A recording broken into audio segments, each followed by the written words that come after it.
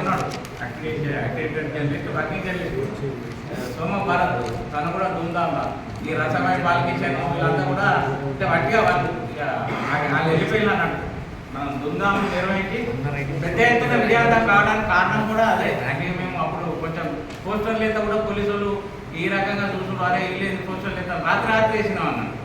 అంటే ఓ రకంగా తెలంగాణ ఉద్యమానికి కీలక భూమిక పోషించినటువంటి మా గురువు కొరి వెంకటస్వామి సారు, నాగేందర్ భాయ్, మన భరత్ భాయ్, వీళ్ళంతా అన్న కూడా లక్ష్మణసింహన్న, రాజేష్ భాయ్, వీళ్ళంతా రాజేష్, వీళ్ళందరూ కూడా అంటే అనుకోని మనం అంటే తెలంగాణ వస్తే మనకు బతుకులు బాగుపడుతుంది. కానీ ఏం మారలేదు. తెలంగాణ వచ్చినాక జర్నలిస్ట్ బతుకులు గదే ఉన్నాయి. ఏమైనా మొత్తం అవినీతి అక్రమాల గురించి ఏమైనా రాసిళ్ళు అనుకోండి, బయట పెడితే ఏంటంటే వాళ్ళ మీద దాడులు, డైరెక్ట్ అటాక్ చేసుడు, లేదంటే వేరే పొలిటికల్ మీద వాళ్ళు కొట్టిలు వీళ్ళు కొట్టిలు అని చెప్పి ఇంకా ప్రతిపక్షాలు అది చేసుడు. మనం ఏంటంటే ఒకటి ఖచ్చితంగా జర్నలిస్టులకు ప్రొటెక్షన్ యాక్ట్ అనేది ఒకటి ఉన్నది, కానీ దాని ఇంప్లిమెంటేషన్ అయితే లేదు. యాక్చువల్లీ ఖచ్చితంగా జర్నలిస్టుల మీద ఎక్కడ అటాక్ జరిగినా కూడా దాని మీద సీరియస్గా చర్య తీసుకోవాలా. వాళ్ళని ఇమీడియట్గా వాళ్ళని లోపలేసి వాళ్ళ మీద మనం కేసులు నమోదు చేసి చట్టపరమైన చర్యలు తీసుకోవాలని చెప్పి మనం డిమాండ్ చేస్తాం.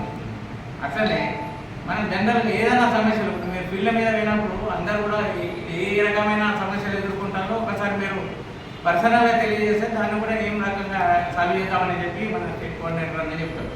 ఏ రకమైన ఎదుర్కొన్నారు మనలు ఇంకా వస్తాను. ఆయన ఆదిలాబాద్ ఫ్యాక్టరీ చేసేటప్పుడు ఆదిలాబాద్ ఇక్కడికి కరీంనగర్ ట్రాన్స్ఫర్ అయ్యింది. ఆయన మీద కేసు పెడితే ప్రెస్ అకాడమీ చైర్మన్ కూడా మొన్నటి దాకా ఉన్నటువంటి అల్లంనారాయణ కూడా నేనేం చేయాలనే కడగచ్చింది.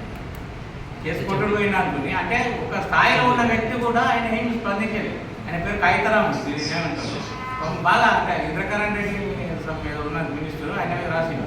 అది మేము కూడా పట్టకపోయినాం సార్ చూసి, పట్టకపోతే కూడా ఆయన ఏం చేయలేదు.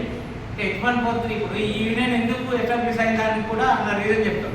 వాళ్ళు కరెక్ట్ పని చేస్తే మనం అదే సంఘంలో పునరాగుతాం. నేను ఐజేయూలో చేసిన, H143లో చేసిన, తెలంగాణ జర్నలిస్ట్ ఫోరం ఫౌండర్ మెంబర్గా నేను కొనసాగిన, స్టేట్ కో-కన్వీనర్గా చేస్తూ వాసంగాదికి సార్ ఆయన బాగా అంటే తెలంగాణ జర్నలిస్ట్ ఫోరంకు కీలక ఫౌండర్ మెంబరు ఆయనే కావాలి చైర్మన్. ఇక ఏదో రూపాయకార ఒప్పందంతో అల్లన్నారని ఆయన సరే ఆయన కూడా ఐడియాలజీ పరంగా మంచిగా ఉంటుంది భావజాలం అనుకున్నాం. కానీ ఆయన సైడ్ ట్రాక్ అయ్యిండు, జర్నలిస్ట్ సమస్యలు పట్టించుకోలేదు, వ్యక్తిగత స్వార్థంతో నిండిపోయాడు.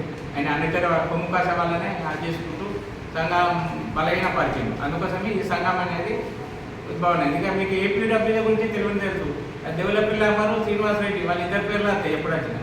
వాళ్ళకు మందుబాటులు సప్లై చేసేటప్పుడు పదవులు, ఇక్కడ పదవులు ముఖ్యం కాదు, అంటే క్రమశిక్షణతో పనిచేసే వాళ్ళు ముఖ్యం. మనకు ఎవరైనా